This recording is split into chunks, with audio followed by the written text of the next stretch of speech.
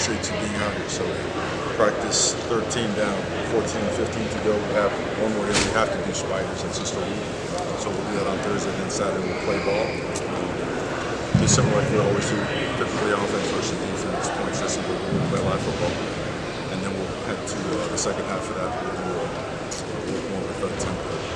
But to that being said, again, more progress, very competitive on Saturday, very competitive today. I feel like we're catching on to our schemes better. We're getting better at the techniques and the fundamentals that come with playing better football. So we're going to do a ton of work on pre-snap penalties. Work with some noise today as well to get our guys used to communicating at a high level. And go on and on, but I'll just answer questions instead. Mario, is there a position where you entered spring wondering, do we have enough at this position? And those concerns have been sort of allayed in your mind over the last month. What comes to mind? I think when you go to spring, because usually, right, some guys are healing up from the season, you think almost every position. The one position that we had to really answer questions on was the secondary. And I think through some talent acquisition and whatnot, some signings, we look a whole lot better, and it's much more competitive. And that being said, we still have a ways to go. Certainly at the center position, for a couple years we've had really good centers between James Brockmeyer and Ryan Rodriguez and SJ. Those guys have done a really good job. We have other guys that can snap as well. So we feel a lot better. We feel really good about that position. Tight ends, right? The departure of Elijah Arroyo and Cam. Imagine I never thought I'd say Cam's gone. It took a while. But you see the talent in a guy like Elijah Lofton, and you also see the ability and the willingness of a guy to get pushed. And that's, I think, the best part of how our team is being formed. You guys have been in practice, so catch them again, maybe push them, we challenge them in the right kind of way. Some other guys on the block shot, have done a really good job. Like Roman, he's been a little bit under the weather, but he's shown some great stuff. Development in the quarterbacks really stands out. Just all in all, you see a lot of progress in ACO, and I think spring will always be that. So I know it's a boring answer to the question, but it's kind of the theme of everything. A lot of progress. You said I think before camp that you're hopeful that Carson will get a chance to throw at some point by the end of camp. Obviously last week now. Do you feel like he'll get a chance to throw this week? I don't know. He's throwing some other things, and it's one of those other rehab part of some fractures and balls or whatnot.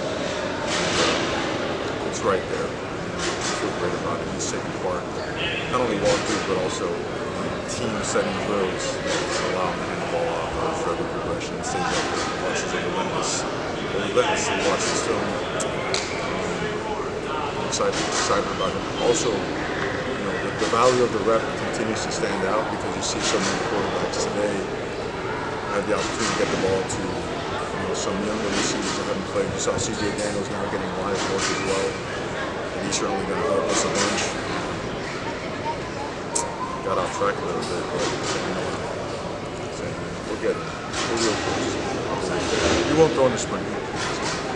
Signed a big defensive line class at 24, and now those guys are going to be too. I'm curious, who of those guys have maybe kind of earned the right to count on the rotation this year?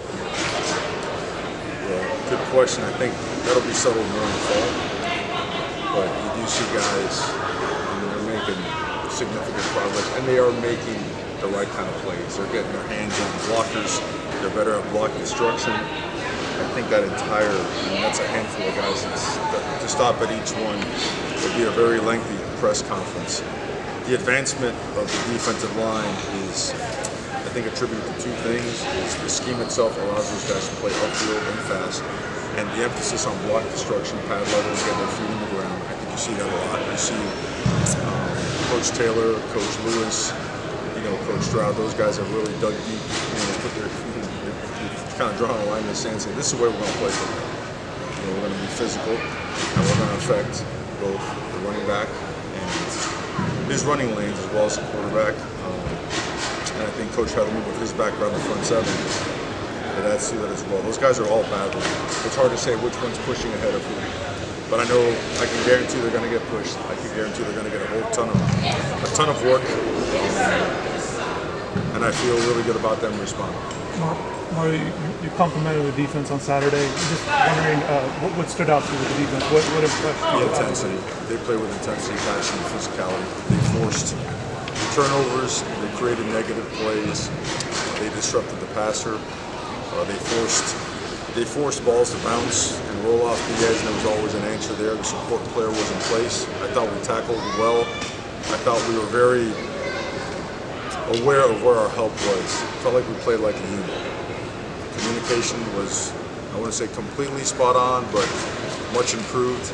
Guys ran to the football, which probably stands out as the number one thing we're doing better in the spring. We're running to the football, and we're getting there with intentions, right, of making something happen. So that's what I would say. And I think today the offense responded and got one back up on them and filmed some big plays. The defense still made a lot of good plays. I understand might be hard to judge because Carson is out this spring, but from what you see, do you feel like there's explosive potential on offense with this group? Absolutely. We don't. There's no intention of going backwards on offense. The obvious there was such a high standard last year with points and yards. And there's a lot of way to get points and yards, and I say that we have the capabilities to win it both ways. One game is strong, the offensive line is strong. Our quarterback room is excellent, it's strong. Our receivers, some of them are young, but we played with young receivers at Miami before for a long time and won a lot of games with that. And then some of the older guys have done a really good job as well, maturing and developing. The tight end room is something that you saw towards the end of the year was being used more and more. We've got to keep moving.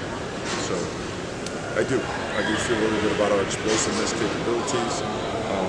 And the ability of our coaches to put the ball in the hands of the guys. You've always handled the chaos of the portal well. Obviously, you aced last May, getting everyone you wanted. What's that like to go through that Sunday? Do you meet with all the coaches and decide what you need to address come Monday, Tuesday, Wednesday when the second window opens? What's the portal like? Just the chaos of it over the next 72, Sure. 96 hours. Sure. I don't complain. We just go, we work, and I believe in that, but what's the best way to put this? Okay. The portal is always open, regardless of the dates that are prescribed, and everybody's in the portal. Everybody. That's what it's like. That's the reality of where we are in terms of college football. Now, you're not going to find any complaining on this side. I want to say that 14 times over. You adapt or you die. It's the bottom line, right? But that's the reality of where we live in. And you know what you do? You work your tail off, and you make sure that you show guys a path for improvement, for betterment, and you make sure that you find every human possible that puts Miami first. Because that's still the best part of the winning formula. People that want to see a place do well and understand that if everybody does well, and that if you get the pieces to do well, and if you work together to get all the pieces to do well, that the magic happens. So will it be chaotic? I mean, it's part of the business. Just don't complain. Let's just go to work. Let's go to work. Let's put together the best team that we can. Let's get better in these next 2 days. Let's get healthy. Let's go recruit like crazy. Let's do right by our people and make sure our people do right by the University of Miami. Mario, you mentioned Brock and Luka at tight end. How have they progressed over the course of spring? Obviously, with a bunch of guys leaving, there's a chance for them to get some playing time. Yeah, those guys are advanced now. I mean, Brock shot looks like something out of the Predator movies, and Luka is, he missed a big chunk of the offseason due to a very minor foot issue, and he's gotten healthy and participated the last 2 weeks of the offseason conditioning program, and then he's taking part in practice every single day. We expect both those guys to be significant contributors for us this year. We do believe the sky's the limit for both. Mario, just what do you make of Aiden Lowe's spring? Aiden Lowe's spring is special talent. Has to still learn, the ins and outs of the system. Awesome human being. Love being around the guy. Familiar with that school due to his former classmate over there that we had who were out of Oregon.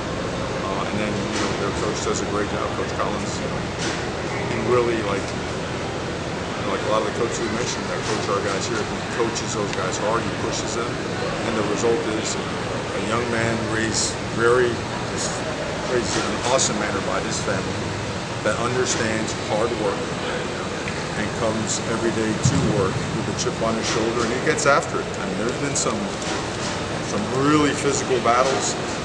He's got a great future, and we're going to push him really hard, and he's going to do great things. Great. Thank you, Coach. Thank you. Thank you, guys. Thanks, Randy. I felt like I didn't have that.